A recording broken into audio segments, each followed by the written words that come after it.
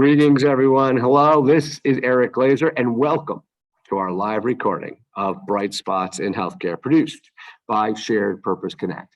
We bring leaders together to not only inform you, our audience, but also unearth bright spots, successes at health plans, hospitals, and various other healthcare-related organizations around the country. Our goal is to identify as many bright spots as possible so that you can determine if the ideas shared during this episode can be applied at your organization.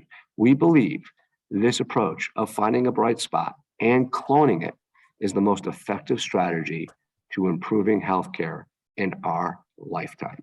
For those of you who are listening to us for the first time, I encourage you to go wherever you consume podcasts, on your tablet, on your phone, go to the app you use the most, search Bright Spots in Healthcare, click on subscribe, and you'll be able to capture every single episode we do. Usually when we do a live webinar via Zoom, it drops into our podcast feed within about 36 hours. You'll never miss an episode. We've had some incredible guests the last 2 years covering all sorts of topics tied to value-based care, population health, healthcare strategy, wealth of knowledge, tons of bright spots. So I encourage you to check out many of our past episodes. There's certainly an evergreen component to almost every episode we've recorded.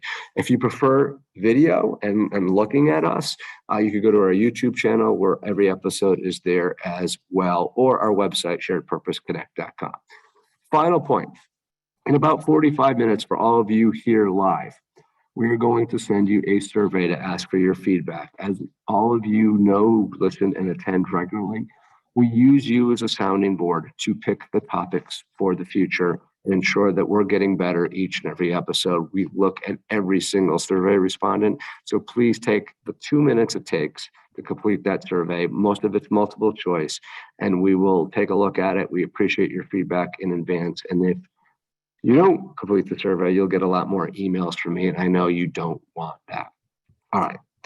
I also want to say, because I am not in my regular studio, I've got a co-moderator or a backup moderator in the wings. His name is Gene Ware. He's one of our producers. He is exceptional, and he will be here just in case something happens to my connection to jump on and continue moderating so we stay on time and you get all the great information that we have planned for you today. Our topic is reducing chronic condition readmissions, and we have an exceptional group of roundtable experts to share with you insights and, of course, bright spots.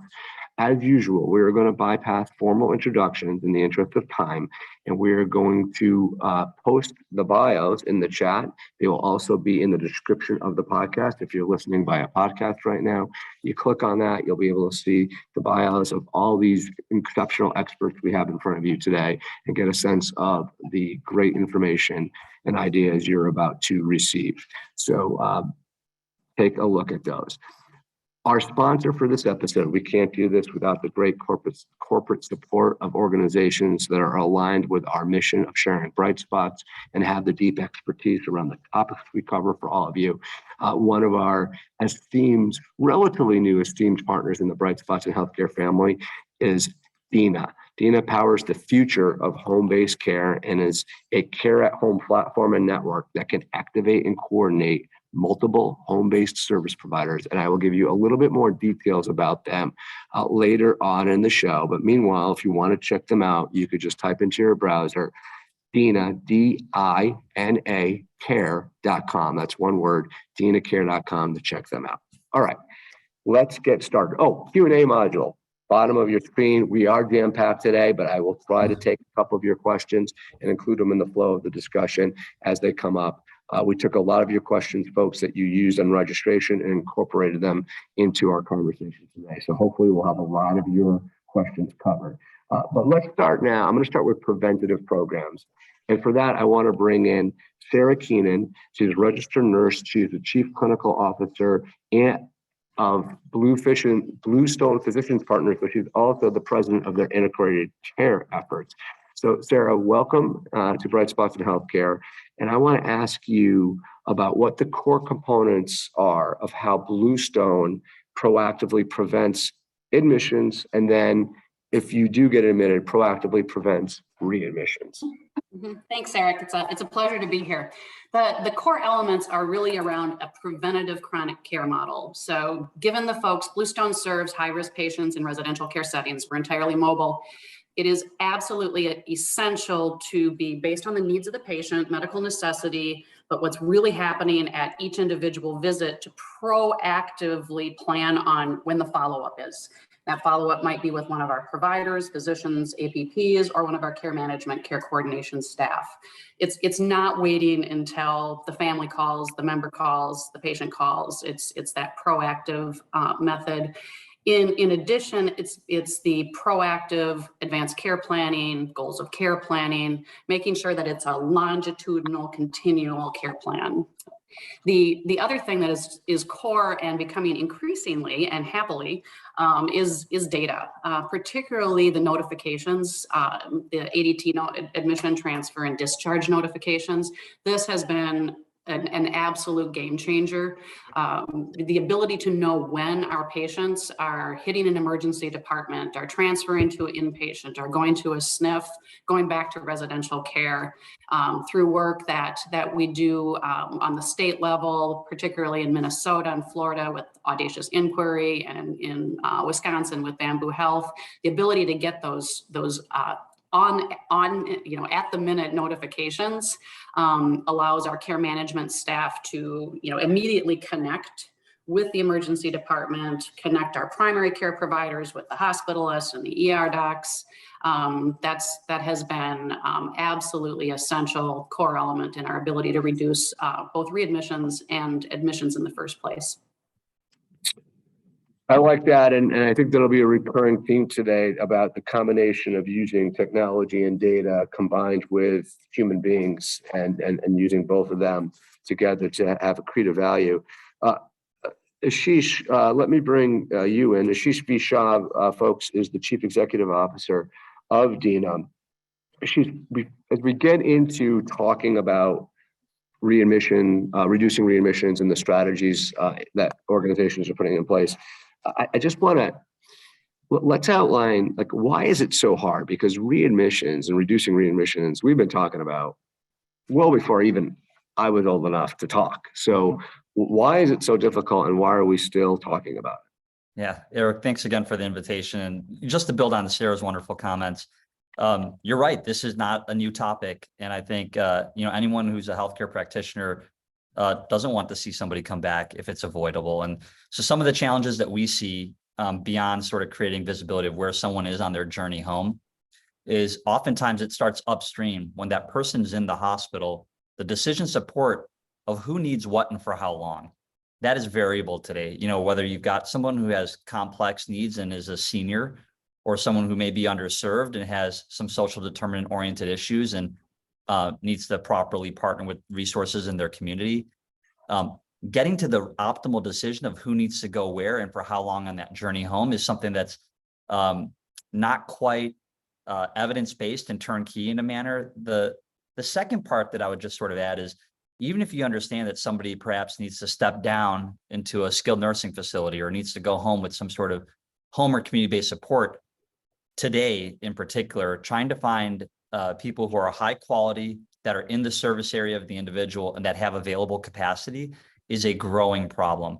The number of organizations that are having a difficult time, even when they have the plan defined as Sarah described, but then trying to find people who can actually fulfill the promise and delivery is a challenge. The final point that I'll make is, once they are sort of on their journey back home, having visibility into how that care is progressing longitudinally is a challenge. If they're in for example, again, a skilled nursing facility or rehab center, not just that they're there, but how are they progressing against their plan? Or if they're at home with support or no support, are they progressing on the recovery? Are we seeing them likely to trend back into the hospital or ER within 30 to 60 days? So Sarah said it well, data is a really big component here, but data to drive better evidence-based decision-making on that next step, data on creating visibility in who has capacity, and then data on how are they doing when they're in a particular transition back to home.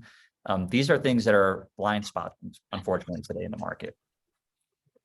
So I guess that tees me up nicely. Let's go from blind spots to bright spots. And so can you provide an example of how a hospital system is effectively leveraging data to create a seemingly positive chronic care readmissions prevention program?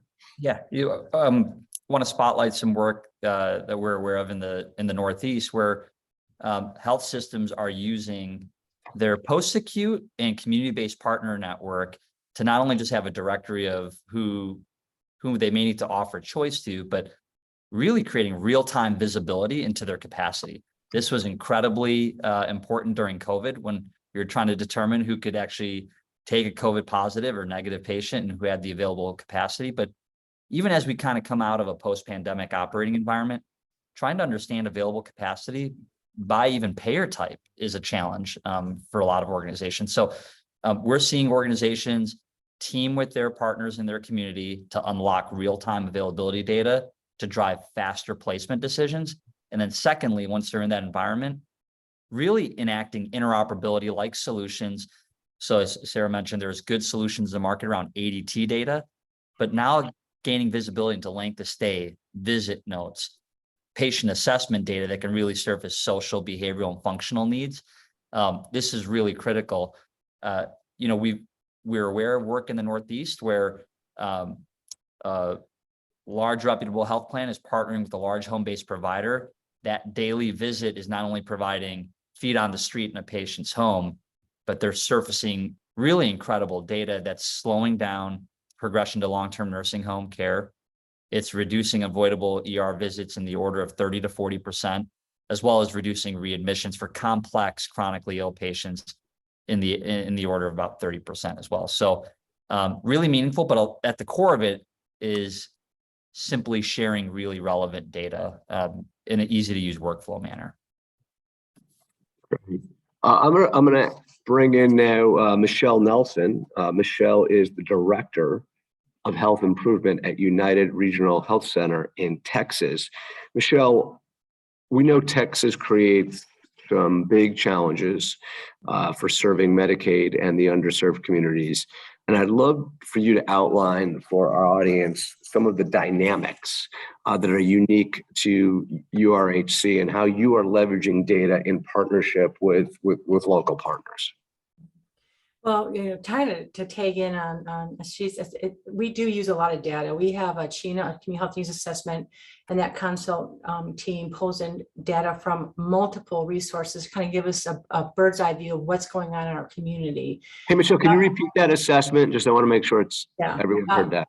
We call it CHINA for short, but it's Community Health Needs Assessment, and it's kind of one of those things that came out of the ACA process. So that provides us with a lot of data on what is going on in our community, what the community challenges are, what's a strength, what's a weakness, is an opportunity, etc.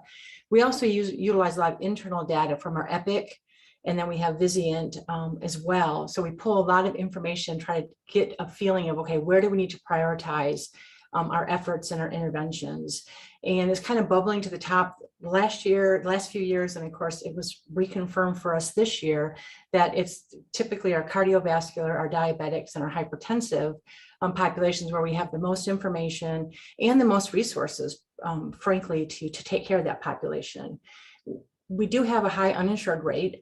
We have about 18 to 22%, depending on when you look at it and what database you're looking at, as well as our Medicaid rate is also pretty significant. We did not expand Medicaid in Texas, so therefore we still have a high number of patients that are uninsured or underinsured. Because of where we're located right on the border of Oklahoma and Texas. We also are we're a community-based hospital. We have 8 or 9 rural communities that are in our service area, so we get a lot of referrals, a lot of patients coming in from the secondary service area, from the critical access hospitals and others. So we have to create processes that not only take care of Wichita County, but how do we project them out into our secondary service area. So we are really looking at what can we do more with telehealth, remote, things like that to touch those patients more significantly and more robustly. A lot of the other challenges we have related to our uninsured and Medicaid population is the primary care alignment or access. Many of the primary care physicians, as you know, some of those Medicaid programs are not easy to keep track of if you're a private practice. And so there's not a place for us to send our Medicaid population that does not have a PCP currently. So we do struggle with that quite a bit. A lot of the patients we have identified are using ED as their primary care practice. So we do have a lot of ED bounce backs.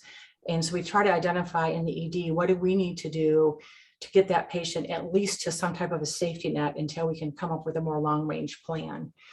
Most of these patients in this category that hit our list or our services are those patients that have a lot of social determinant issues. They need a lot of education. It's hand holding. We call it hand holding, but it's navigation. We need to help these patients get to the next place and give them the tools they need to get better at self-management.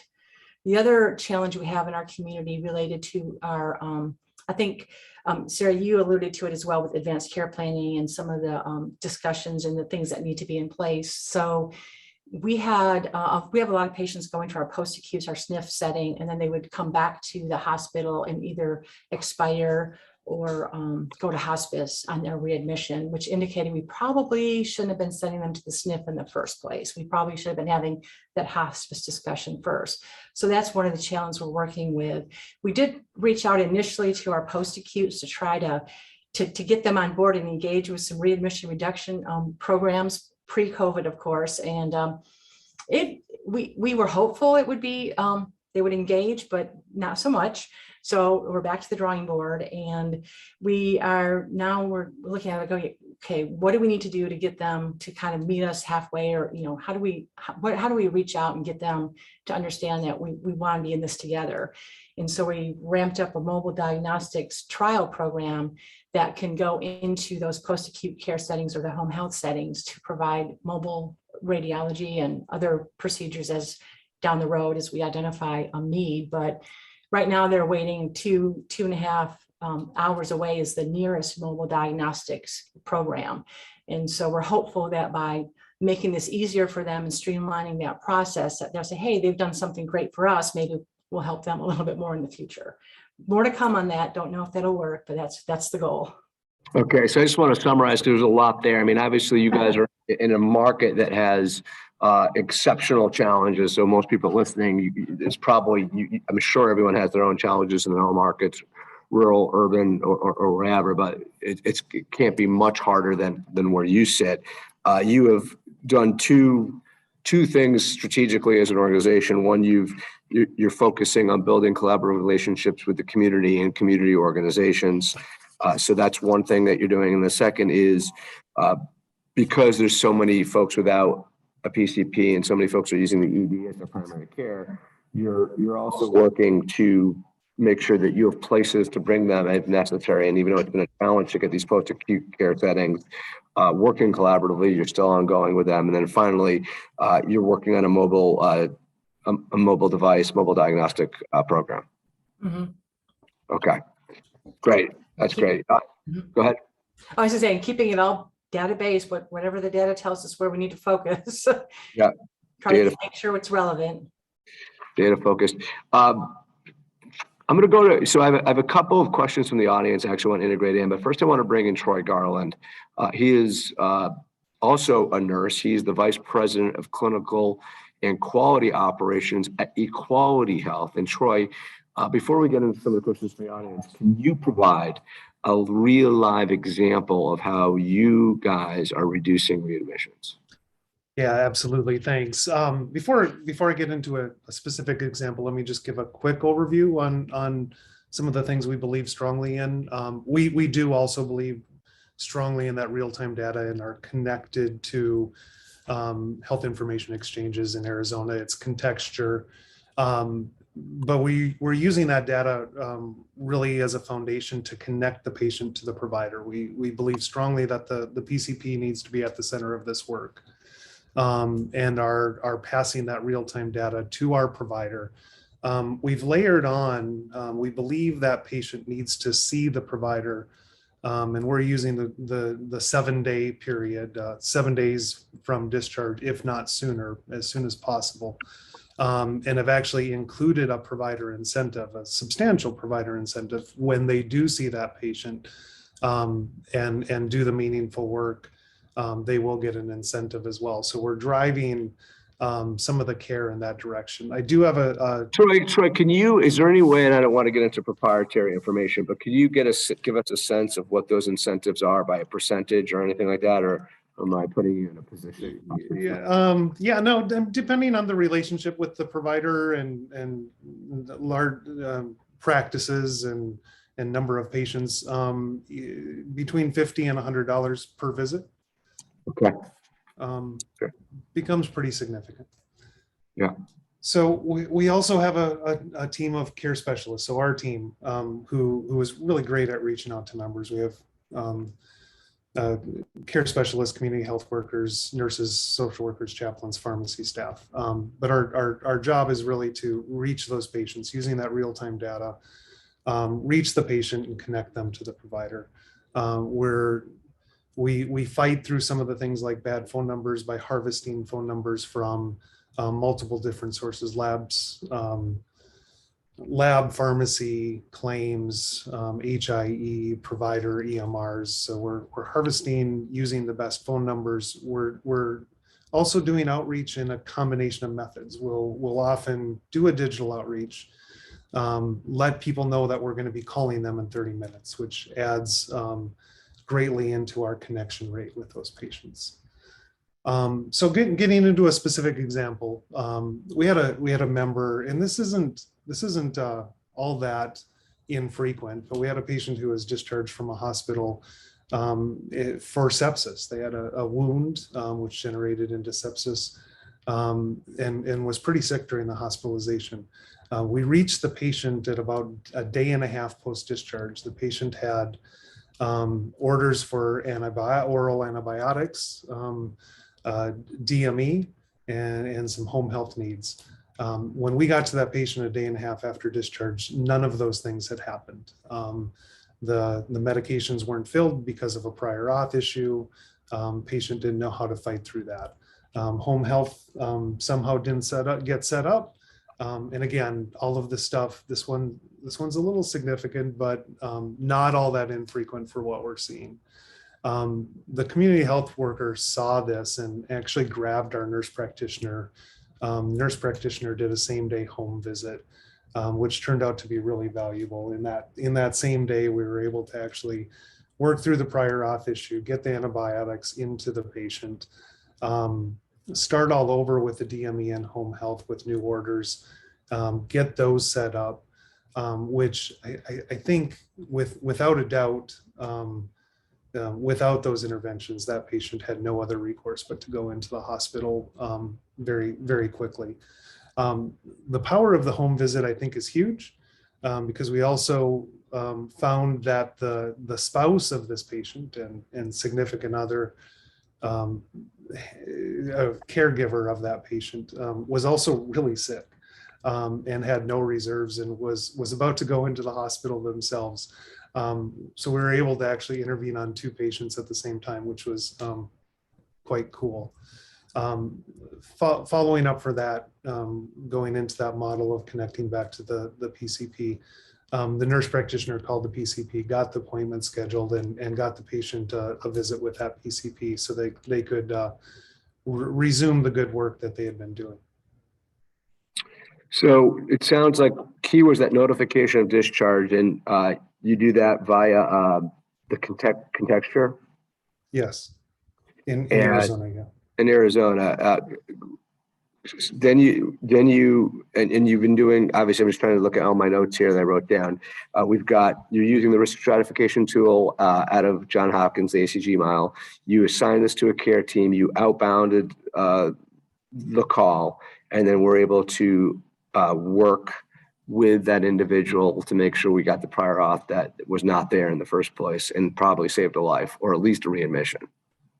Absolutely. Yeah, that's great. That is great. Regarding contexture, I remember when we were talking in the pre-production meeting, you had some good things to say about it as far as just the statewide HIE and alert system.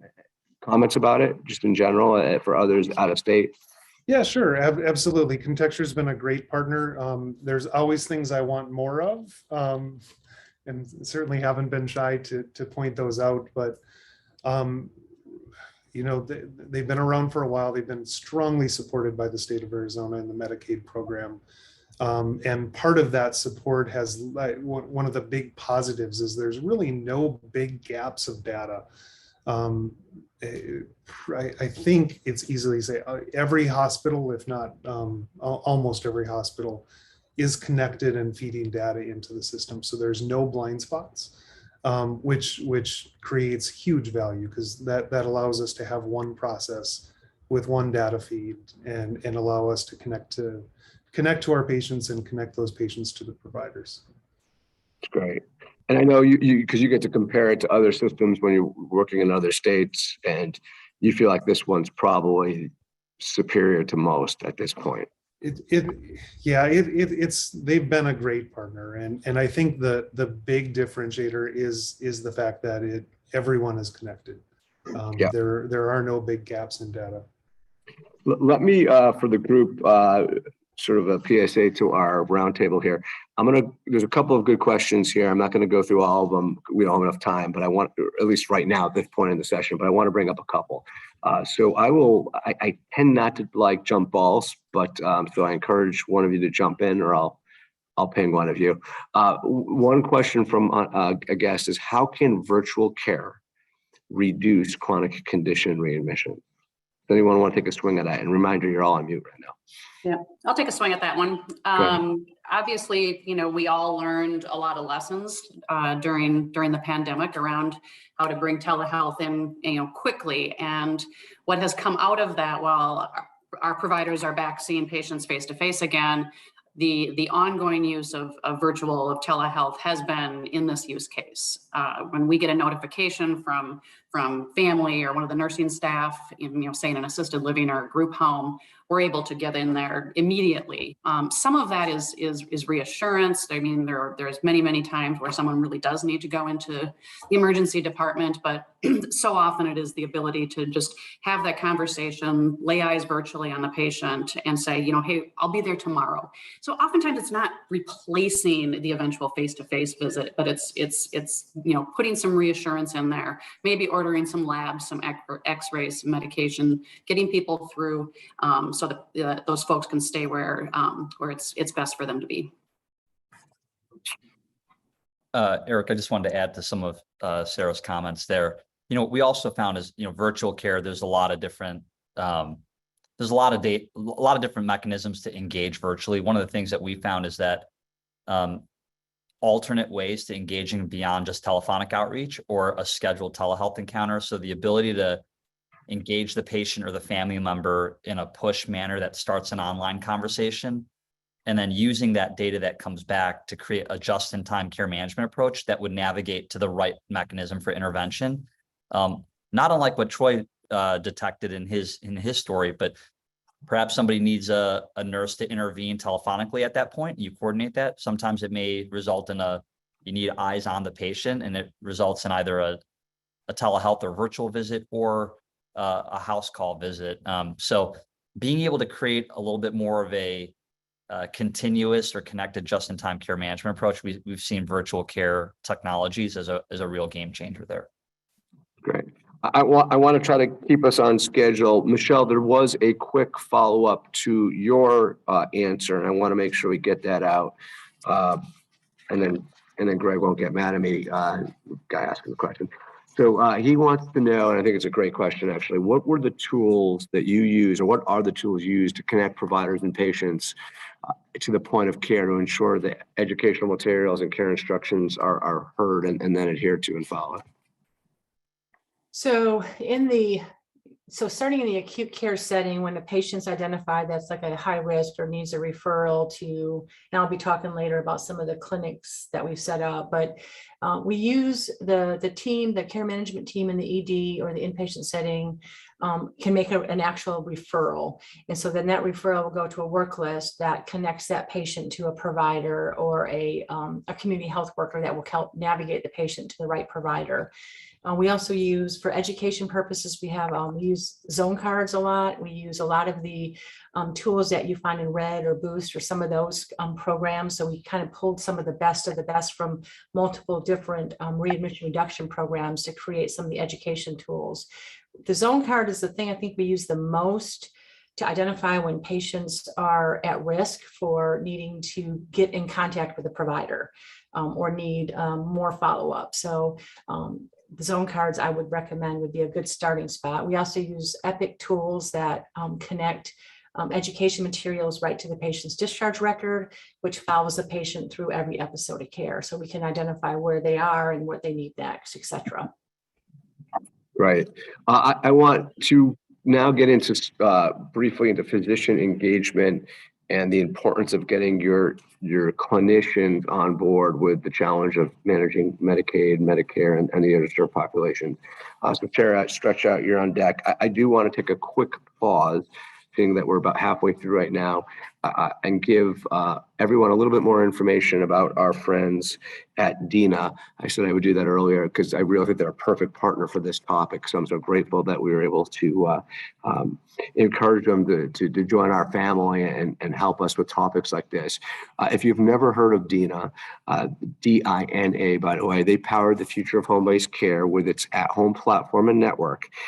And what they do is they work with many leading healthcare systems, ACOs, and health plans to extend their reach into the home, and they help people live their very best lives. Their platform actually creates a virtual experience for the entire healthcare team so they can communicate with each other and help patients and families also stay connected, even though they may not be physically under the same roof. So Dina helps professional and family caregivers capture rich data from the home, everything we're talking about today. Then they use AI to recommend evidence-based non-medical interventions.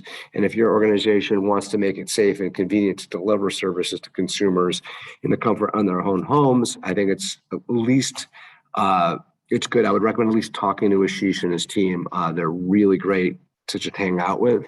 I could tell you from experience, and they're not a hard sell. So if you do want to talk to them and just pick their brain, even if you decide not to do work with them, I highly encourage you to do that.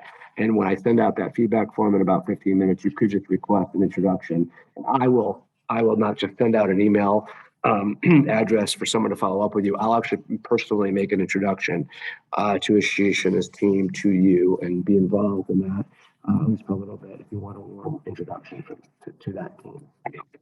Thanks to the folks at Dina for being part of Bright Spots in Healthcare. So Sarah, let's talk about how Bluestone is managing high risk by combining data and their clinicians and your whole approach to physician engagement.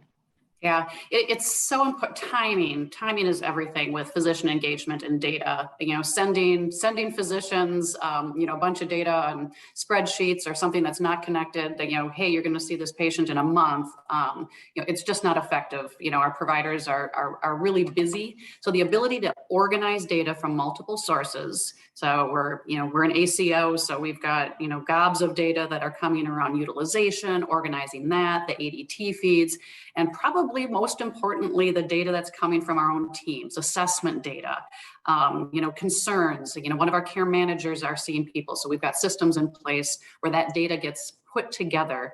Then we have developed a system which we call case rounds, but they're just kind of your classic IDT meeting that are held weekly. They're almost a virtual stand-up huddle in which the care management staff is organizing this data, bringing it to the care team. So saying, out of your panel of, a couple hundred folks, these are the 10 patients that have risen to this level of risk from that multiple entry points of data. And the providers also have the ability to say, I know, Bob's not on that panel today, but something's going on. So then we can deploy that and get the right person at the right time. Do they need an extra visit? Do we need to send psych in? That type of thing. But the importance of bringing that data to the providers as close to the point of service as possible. And that ranges from, prevention of readmissions and admissions through closing quality gaps, all of those type of things. It's the organization of that data. The data at the patient level is also really important to organize. Our patients, for example, have an average of 8+ chronic conditions. A large percentage also have a diagnosis of dementia. So organizing that clinical data as well in terms of risk, what we're approaching, what we're focusing on each month has also just been mission critical. Perfect. And a perfect segue to my next question, because when we talk about patient level data, obviously, in today's day and age, 2022, we're talking a lot, not only just about clinical data, but about social determinants. So, Troy, I'd love to hear a little bit about how Equality Health is approaching social determinants, and if you have an example of how SDOH has been part of your, not only your data collection efforts, but your execution, like how do you take action on that data as well? Yeah, absolutely. Thanks. So SDOH really is healthcare to us. Our population is 90% plus Medicaid. So there's very few of our members that don't have some kind of need. We really see SDOH needs as really that built-in reserve that is the difference between seeing your doctor for healthcare needs or using the path of least resistance, going to the hospital for those needs. And that translates really easily into the biggest driver of cost. So we have a person on our team, Annabelle Castro-Thompson, who developed a culturally based SDOH assessment. So we've validated that through research and rolled that out to our network. So our providers are using this assessment on a daily basis and gathering information around SDOH needs. Our clinical team, with every interaction, is also assessing for those needs because they change, and honestly, it's the first point of building trust with that patient. So as we identify one need, we know that it doesn't happen in isolation. If someone has a need for food, they have other needs as well. So we consistently dig in to find more, and are really happy when we can solve as many needs as we can. So as far as an example goes, really powerful. We had a patient who gave us a call and needed help scheduling an appointment for her 2 boys. She's undocumented in Texas and her 2 young boys were in the Medicaid program. We were able to schedule an appointment, no problem, easy stuff. Found out during that she had transportation issues. She had no way to get to that appointment. So we set that up as well. Great, we checked the box, we did an SDOH intervention. Super. So we asked the next question and found out that she has no computer, no internet access. Her SSI benefits need to be renewed. Her Medicaid application needs to be renewed. And then, oh, by the way, she's 5 months late on her rent, and she's in the middle of an eviction process.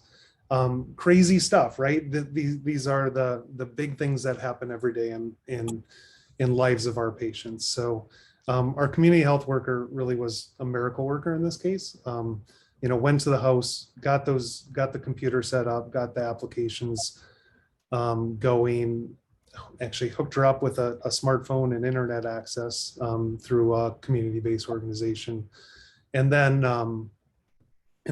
called the landlord and got the landlord to stop the eviction process, waive the late fees, and then connected with another community-based organization to help with the finance to meet those past due rent payments. Pretty amazing. And the kids had some significant health issues as well. So the community health worker actually attended that appointment with the PCP to advocate for those health needs. of which there's no doubt that we were on the verge of another hospital visit, another ER visit, because it's the path of least resistance. When you have no other reserves or resources, you're going to go to the hospital. So no doubt this, along with every other scenario similar to this, proves that there is an ROI in SDOH. That's great. I mean, it's not a great story. It's a sad story, but it's a really impressive story and how you were able to help a family in a very proactive way. That was great. Thank you for sharing that, Troy.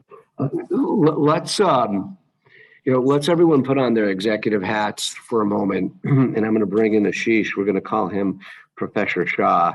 Ashish, like if you had a lecture hall of healthcare leaders and innovators, we'll call it, most people will say, oh, you're at Harvard. I'm going to say you're at Bright Spots University, which is more esteemed and harder to get into.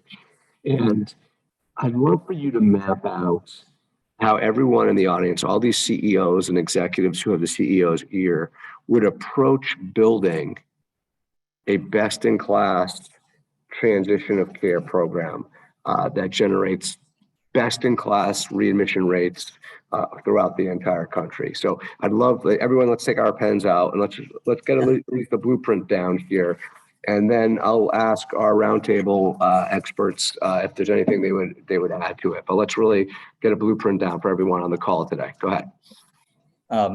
Eric, thanks. So I think there are a couple of things here. I would break the sort of problem space into two components. How do I safely get people from the hospital back to their next step and ultimately at home? And then once they're at home, how do we keep them safe in their homes and communities, continuing down a very healthy care pathway? So sort of two components. Listen, I'm not going to share anything that many leading healthcare organizations aren't already doing in terms of investing in population health, transitions of care programs, care management innovations that are taking place. But if there was a very simple idea that I would sort of ask everyone to think about, which is how do we move from a little bit more of a top-down model where people are geographically removed and trying to engage, and think about plugging in to the homes and communities of the members and patients that you serve. So think about it as a plug-in or adapter to your existing care management or population health or transitions of care solutions that are out there. You don't need another risk stratification model, another measure to look for open care gaps based off of clinical, financial, or administrative data. But I would really think about what does it mean to plug into the home. And so if there's a blueprint, we break it down into a few different components. The first would be most people have a post-acute network that has their partners on the skilled nursing and home health side. I largely consider that post-acute 1.0. I think when I listen to a lot of the dialogue here, we need to start thinking more about post-acute 2.0 and how do we start to make more standard things like access to transportation, nutrition, durable medical equipment, courier services for meds at bedside. I know that was a question that was asked in the chat, live chat. The number of things that that could be delivered in a traditional healthcare setting are being unbundled and can be delivered on demand in patients' homes and communities. And so keeping tabs on all those partners, organizing them into a way that you can efficiently, perhaps through technology, engage them and learn more about their capabilities, but also their availability. So I think thinking beyond your traditional post-acute network and post-acute 2.0 is maybe the first thing. The second is data sharing. So directories and registries are great starts, but I think to really affect care, we're looking for a live connected ecosystem of partners to be able to collaborate and share information. So it's just not good enough, I would say, to have your partners in the community indexed. They need to have a heartbeat and you need to be able to work and communicate with them in real time. The third component is before you go on to the next one, data sharing, live connected ecosystem. How are people going to do that high level?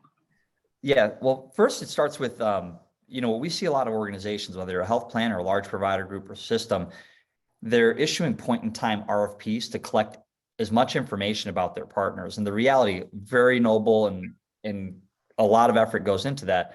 But the moment that document is complete, it's out of date. And there's a lot of fluidity to that information collection. So creating a continuous process to understand what your partner's capabilities are in your community, or if a new partner or service emerges, is part of the challenge.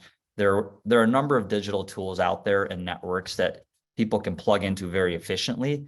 to help them organize their existing ecosystem, but also extend it. So I think technology has a really big role here to kind of move beyond the traditional RFP model that many have adopted. There's just a couple more points here that I would share. So, beyond sort of extending your post-acute network and the data sharing, I think organizations need to also think about personalized and local outreach and communication. It needs to be simple. I know that one of the panelists mentioned zone tools. And if you're not familiar with zone tools, they're just really simple visuals that help a patient understand, ask themselves a few key questions, and based on the answers, let them know whether they're higher emergent risk or low risk. The reason why those tools, albeit in print and not a lot of data sharing occurs with them, they're really effective. And so being able to speak and communicate in simple terms with your patients and families, I think, is another key piece that has to be prioritized. Whether that's your patient portal, your text engagement programs, or any other mechanism, you need to be able to communicate in less healthcare speak and more local and patient-centered speak. I think when you have this infrastructure in place where you can partner with people in the community, you've got simple communication tools to reach patients and families.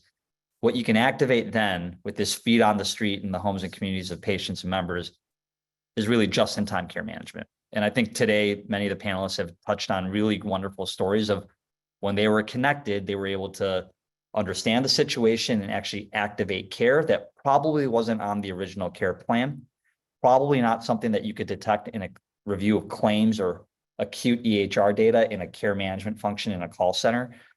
It was really extending the reach in the home community. So the central idea here is a lot of great investments have been made to date. Nobody needs to think about throwing those out or doing anything like that. I would really think about the next step, which is take that wonderful care management, pop health, transition to care program and bring it home and really partner with the members of your community that can really help extend your reach.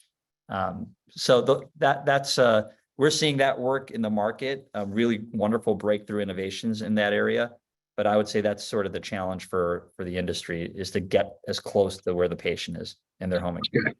I took copious notes there, so I want to summarize it for the group if they haven't gone or grabbed it all. But as I do that, though, I want to actually, you were talking and it sparked an idea. Like, I know in preparation for this, your team had sent me a case study from Jefferson Health. It was something called like extend reach into the home. Anyway, it was a case study. It was written by Dina, so there is some promotional stuff on it, but it really outlines a lot of the key components to what Ashish just outlined. So I would highly recommend you grab it. And Sherry, if you don't mind, why don't we just throw up a poll, and if people just want a copy of that PDF, we'll send it to them so they don't have to go find it on the website or register for it. We'll just send it to them. If you want a copy of that case study from Jefferson Health, I'll send it to you personally, and you can just grab it there. But I think it's a really good summation. Let me see if I could sum it. So I have 5 things that you mentioned. First of all, post-acute network 1.0 with the regular partners, still critical, still important. So I list that as 1, but then you mentioned post-acute 2.0, and that would be access to organizations and companies that are doing things like courier, transportation, DME. You referenced it as feet on the street partners, which I really like and may steal. So make sure you have feet on the street partners in place for number 2 and a process to manage those partners. Number 3, which we double clicked a bit on, was data sharing, that live connected ecosystem. Number 4 is a personalized and localized communication plan, including training, getting folks to be able to speak local. And the 5th one was just-in-time care management, I believe, is what you mentioned. And those are the key things that we would blueprint out if leading a course at Bright Spots University. Yeah. Rest of the group, anything else you would add to that? I think I would add, just to highlight the intentionality and preparedness of those local connections. It's been a real game changer for Bluestone. I think a lot of people have talked about that. By nature, folks who are, polychronic, high risk are going to have a lot of people involved in their care, from formal, informal, and quasi-formal caregivers, neighbors, church. putting the time into as part of getting to know that patient, to identify those folks, to document, and then to Ashish's point, to connect them it needs to be done proactively and with intention. And then Sherry, great point. Adding on to that is the coordination of knowledge and data so that everyone knows. Everyone's not working in a silo. They're working together, know what each other are doing for that patient. Mm-hmm. Yeah, as an example, Troy, and you'll appreciate this as a fellow nurse, Bluestone has an internal communications. There's nothing magical about it. It's called the Bluestone Bridge, and it's a multi-directional communication platform. So, the staff at assisted livings, the family, home care, hospice, care coordinator, DME, are all on this and this ongoing communication. I call it a care conference that never ends. But it is that intentionality and the ability to say, someone to jump in and go, oh wait, don't prescribe mom that, she had a reaction 2 years ago. So it is that ability to connect people across different areas when everyone's not employed under the same roof. That's fantastic. Great stuff. Great job, everyone. That was really interesting. I'm going to move off that topic a bit and talk about, bring Michelle back in to talk about another bright spot in chronic care.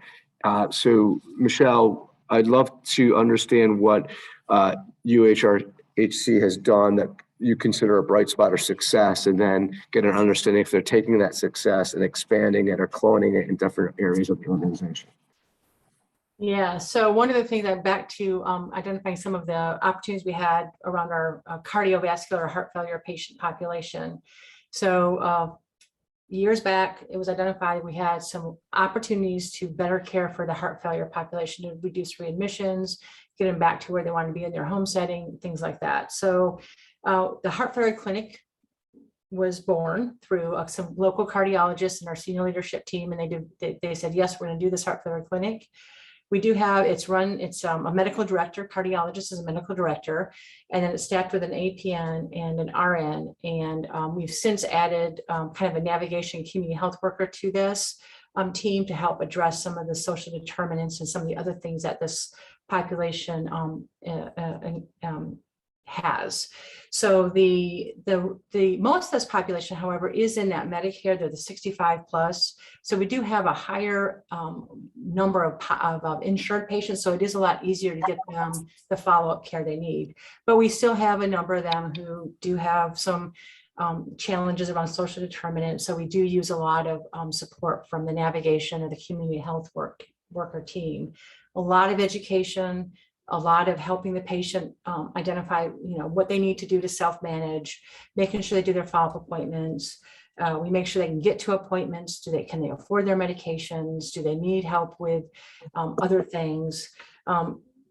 We have added Find Help. It used to be called Aunt Birth, now it's called Find Help. And as I talk about this clinic and then the clinic that we've expanded to, we depend a lot on the inpatient side and the post-acute or the discharge side on Find Help to help get these patients aligned with community resources that are providing the services that the hospital isn't. We don't want to be all things to all people, but we do understand the community has a lot to offer. We just have to leverage that, take care of this population. With this population too, back to the advanced care planning, goal setting is very important. We need to know what these patients do and don't want as they navigate through the disease trajectory. Currently, the bright spot, it's working, I think, our readmission rate is about 8.8% for the patients engaged in the heart failure clinic, as well as their ED utilization seems to be less post-engagement in that heart failure clinic. So I believe our hospital heart failure readmission rate is around 15-ish%, give or take. So we are tracking along better than the overall readmission. That's almost 100% difference. Yes, it is. That's impressive. Yes, if the patients engage and do all of the things they're supposed to do, it's not hard to keep them out of the hospital. Well, I shouldn't say it's not hard. It's very hard. It takes a lot of work, all hands on deck. But if they engage and do the things, it does help them have a better quality of life and help them stay at home more than in the hospital. Because of the success of this clinic, the secondary population we identified that was caused a lot of readmissions and ED utilization was our diabetic population. So the transition clinic, which is another clinic that's very similar to the heart failure clinic, except for this population tends not to have commercial or Medicare funding as much. There's a much higher. Hey, Michelle, I just want to summarize the heart failure clinic before we get into the Uh-huh. cloning for the diabetics, or sorry, people suffering from diabetes, I think is the right way of saying it. So you have the APN or an RN, you focus on education and navigation, and then the SDOH assessment, and then all the community assistant programs to address those SDOH issues are the keys to that program working. And you went from what looks like a benchmark in the hospital, 15%. Your clinic, the heart failure clinic, is down to 8.8% for readmissions, which, yeah, I won't do the math, but you guys listening can. That's pretty significant difference. Did I capture all of that right for everyone? I think so. Okay, so now we're into the transition clinic. Go ahead, sorry. So the transition clinic is the same, kind of the same model. We have this one, however, is staffed by a primary care provider. We did one of our family practice physicians in the community. This is his passion. And so he came on board and he staffs that clinic 4 days a week. And then we staff 2 or 3 advanced practice nurses or PAs in the clinic with him. So we have a large patient population. The population tends to be a lot of diabetics, but we see pretty much, it became this, it just grew into this clinic that sees everything. But we do have a lot of social determinant assistance that's needed for this population especially. So we use the community health workers, we use our high-risk navigators. We kind of throw all of those people into the pot to kind of identify what does this patient really need to get to a self-management level. Back to the primary care option, in order for us to get this patient to a primary care provider, they have to be less high needs. They have to be something the primary care physician can handle in a 15 or 20-minute appointment.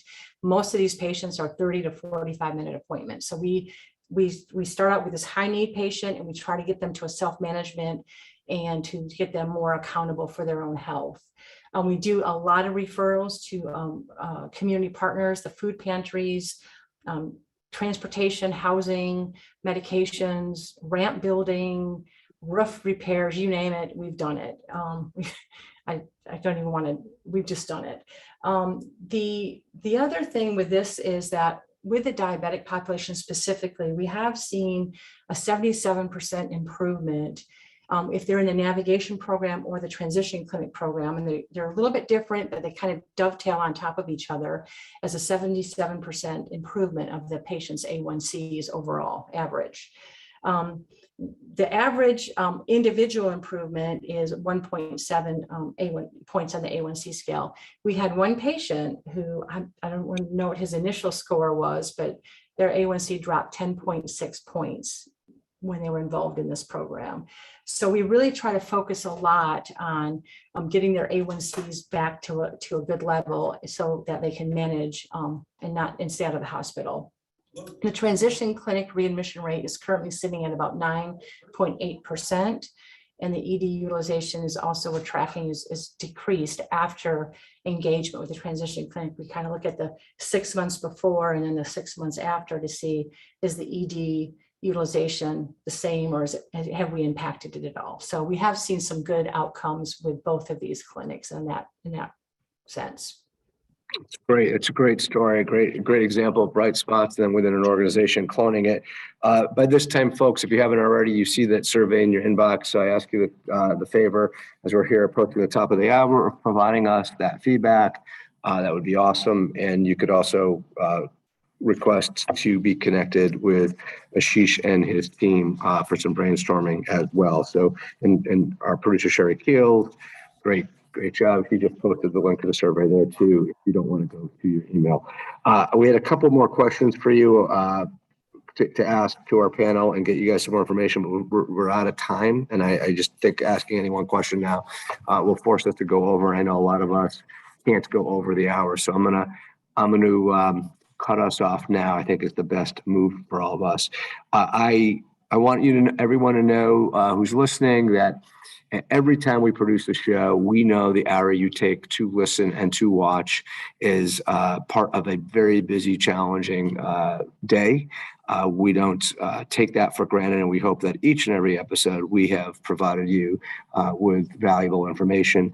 To the esteemed panel, thank you so much for all the work you put in with me prior to the show and obviously executing it on today. A lot of great stuff here. So thank you very much for that. Gene, backup quarterback. I thought you could get in today, but fortunately I stayed healthy, but thank you for being there to back us up as well. I appreciate it. And to the entire team, Sherry Keels, the entire team behind this. Like I said, folks who's listening, we do this for you. And I like saying at the end of every episode, this is your Bright Spots in Healthcare podcast. Have a great day, everyone.